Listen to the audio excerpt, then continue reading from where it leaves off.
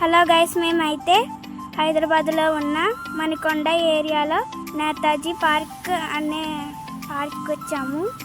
అక్కడైతే చిన్నపిల్లలకి జారుడు బల్ల, ఉయ్యాల అనేది చాలా ఉంటాయి. ఇక్కడ జిమ్ కూడా ఉంది. చిన్నపిల్లల నుంచి పెద్దవాళ్ళ వరకు అందరూ చేయొచ్చు. ఇంకా ఫన్నీ ఎమోజీస్తో ఫోటో కూడా తీసుకున్నాం. మిస్ కాకుండా చూడండి.